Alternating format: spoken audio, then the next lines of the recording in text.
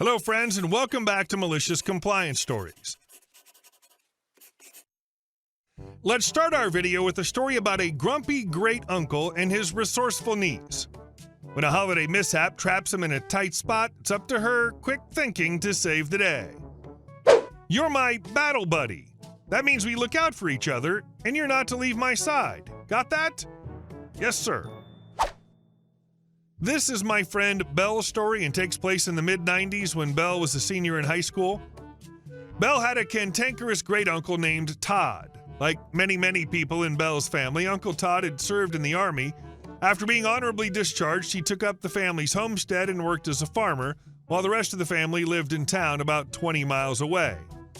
Uncle Todd was a real old salt, and when I say salt, I don't mean salt of the earth, I mean saltier than a sailor. He was the kind of person who would sit on the front porch with a shotgun and a box of salt pellets, waiting for any neighbor's kids to try and steal from his prized apple orchard. Needless to say, you were either on his good side or his bad side.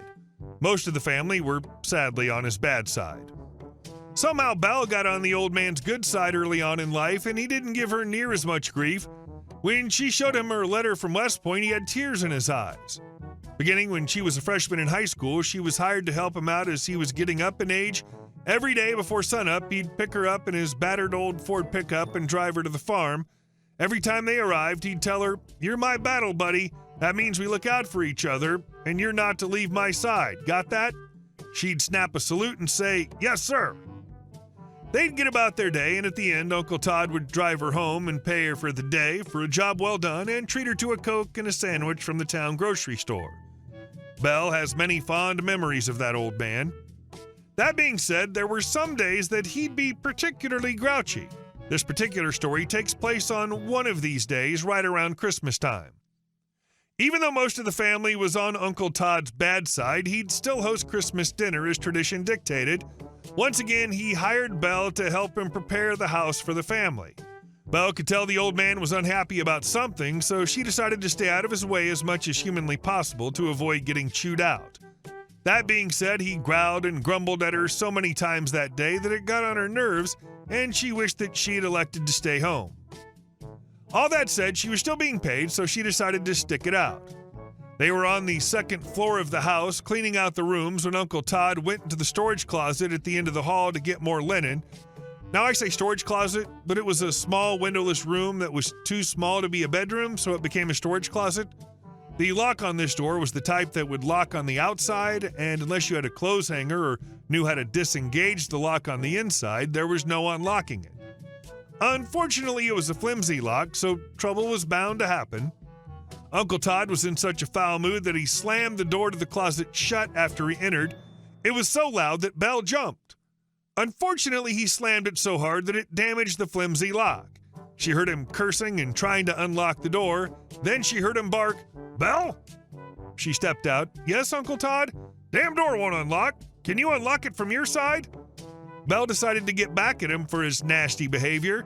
"You're my battle buddy, remember? I'm not supposed to leave your side." Cue a stream of curses from Uncle Todd that would have made a sailor say, "Well, I never." He then finished with a, "You're fired." Belle had just intended to let him stew for a few minutes while she found a clothes hanger to jab the lock, but he'd sealed his own fate. "I'm fired? Okay, I guess I'll head home then. Have a good night. I'll see you tomorrow." "Wait, I meant from being my battle buddy." "Bye," Belle said. "Get back here, right now." Belle snickered as she left to the sounds of him cursing and begging her to come back. Now, she had no intention of letting the old salt stay there all night. Since he had the key, she couldn't drive the pickup truck, so she elected to walk to the neighbor's house, which was about a couple of miles down the road. She was strolling down the side of the road when a squad car pulled over. A young man looked at her. "What are you doing out here, ma'am?" "Oh, my great-uncle Todd Logan locked himself in his house, and I was going to get help." "Todd Logan? I wasn't aware the old man had any family," he said. "Yep, he does," Belle said. "Well, son of a bee," the young man said, thinking for a minute. "Hop in, I'll help you get him out." "Thank you. I hope I'm not interrupting anything." "Nah, I was delivering some things to my grandmother's. She'll understand if I'm a few minutes late." Belle got in and the officer turned around, taking them back to the farm. Unfortunately, the lock was damaged to the point that jabbing the clothes hanger in the door didn't work, so the officer had to kick the door down. All in all, he was there for maybe an hour or so. Uncle Todd was nice and quiet and mumbled an apology to Belle after thanking the officer. Belle walked the officer back to the squad car, and while they walked, the officer introduced himself as Adam Smith and asked for her number. Uncle Todd was a lot nicer to Belle after that. Too bad he fired her, though. I guess he missed his battle buddy for a good long time. And our second story. Sold my house? Big mistake! My entitled aunt has a history of harassing my grandma, her mom, with money loans, stealing her food, and even making grandma pay for Karen's utilities, etc., to the point of pressuring my grandma into asking the bank for a loan. The time passed, it was now 2016, and she started accumulating late fees for not paying the loan on time. One day, my mom received a call from my grandma's neighbor because grandma passed out due to stress. She rushed to her house to find her house empty. We thought that someone had stolen everything. But no, the loan fees were too high, and the payment was overdue for over a year, and the bank had taken everything from her house to pay the loan. Here's when we knew that entitled aunt forced grandma into the loan. My mom was furious. She and my stepdad paid the loan and recovered grandma's stuff. It was around $7,000 in debt with the bank that my mom and stepdad ended up paying for grandma. From there and on, my mom hired a nurse and had my two younger sisters go to work with grandma after school every day to take care of her. Mom worked in a different state. She only came on the weekends. Both were in high school at the time and always had someone at home to avoid Karen coming to her house to steal goods or harass grandma. 2016 passed, I finished university in 2015 and started working. I was able to get hired by a USA company and start working and save some money. In 2018, Mom and I decided to purchase a house for Grandma. We did all the paperwork and purchased a house for her. By the way, if you wonder why Grandma was paying rent and had no house, it's because alcoholic Grandpa lost their farm to gambling. We knew that entitled aunt would try to trick Grandma into giving it to her. This is why the house was in my name. Everything was great for the next years. Then 2020 came the worst year overall, and we feared the worst. COVID. And the inevitable happens. Grandma passed away. We knew that Karen would try to make her moves. I asked my sisters to take her personal belongings from the house. They agreed. Took any furniture out, clothes, anything from the house, even a small nail from the door to hang some plants. They left the house empty. 3 to 4 weeks after this, my sister saw a big for sale sign with Karen's phone number on it. I knew the time to start the revenge was close. 2 months after the sign, the house was sold, and my sis saw people moving in. I felt bad for these people, but had something in mind for them as well. 6 months passed after the new people moved into the house, and then it was time to act. You may wonder why I took 6 months to act. Well, my aunt has a history of wasting money. I waited for her to waste most of the money from the house that she illegally sold. Revenge time. This is for you, Grandma. We went to Mexico to visit my mom. My stepdad was into politics his whole life. I asked him as a favor to search the most bad A lawyer he knew for this. I present my case to him and give him the original house documents. He said it was going to be an easy win. Arriving to the real estate office, I asked for the agent in charge of Grandma's house being sold. When he looked at me, it was like he saw his last hope. My assumption was that he thought I was going to agree to the house being sold. Our conversation went like this. Me. Hi, are you Mr. Agent selling the house in such and such address? Agent. Yes, nice to meet you. We were trying to get a hold of you. Me. What for? Agent. We had a small issue with the paperwork. We only need your signature and the house will be sold. Me. This might be a mistake. I'm here to talk about the house being sold because I did not agree to sell anything. Saying this was like a cool bucket of water was poured on him. The glow in his eyes were gone. He knew he effed up badly. Agent. Why this change of mind? We've been talking via phone and you agreed to everything. You even mentioned to come soon as you arrived in town. Me. You've been scammed. I've never talked to you before.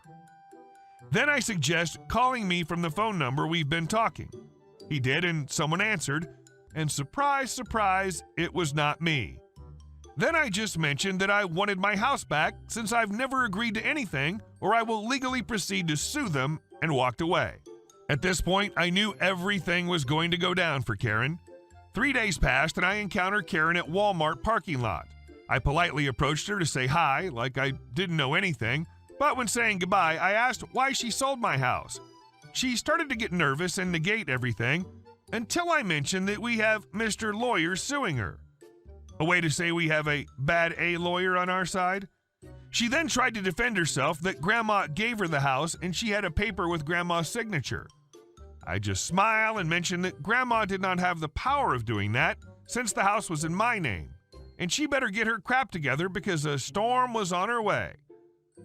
1 week passed, and we didn't hear anything from the agent.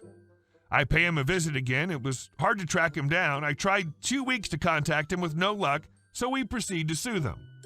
As soon as the suit was placed, I received a call from the agent to meet him. I refused and hang up. I did this to make everything harder on him for avoiding me for 2 weeks.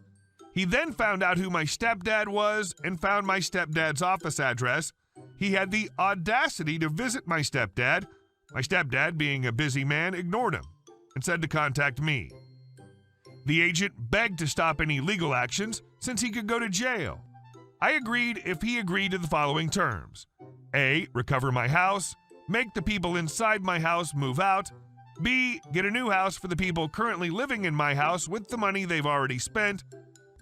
He agreed to term A, but for term B, he was not sure.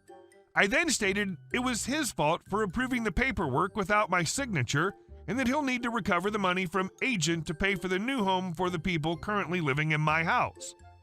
They will need to solve this. I gave him 2 weeks to solve this or else I would sue them all.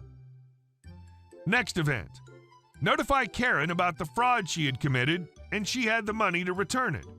She didn't take it very well. As always, she acted like she was on the right, saying, "Grandma gave me this and no one can take it from me." We'll see, Karen. We'll see. I went to talk to the people in my house and give them a heads up of the issue and apologize for the misunderstanding since it was never their fault. Explained they will be moved soon to a new house and not to worry. The real estate agent will take care of everything. We got a call from the agent at the end of week 2.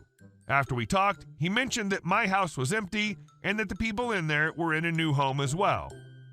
Karen, time to pay, B. Since the agent and I were on good terms, we started working together to sue Karen for fraud and identity theft. We went hard on her. We sent a letter to court notice and the date, she did not arrive. We sent a second letter, and this time she did arrive. While in court, she never talked. At least not as an adult would. She was all the time crying and sobbing that we tricked her. That the house was hers, but all this was hard to understand with her desperate crying. We present our evidence. We even brought the bank records where she forced Grandma into getting a bank loan. Karen had no evidence other than the fake last will from Grandma, which was written by Karen and only had Grandma's signature. Not only that, no lawyer was informed of this to back her up. The sentence, Karen was to give back all the money she got from the house, around $20,000 US. It was half of the house's price since the paperwork was not completed, and she had 2 weeks for this, then a 9-year prison sentence for fraud and identity theft. I was so happy for this. When the judge gave the sentences, Karen was speechless. Her world and life had just collapsed in front of her eyes. And this was the story of Karen trying to sell my house. Cheers. Great story. Karen can go sit in a corner and think about what she's done for 9 years. Hey guys, thank you all for watching the video. I'll see you in the next one.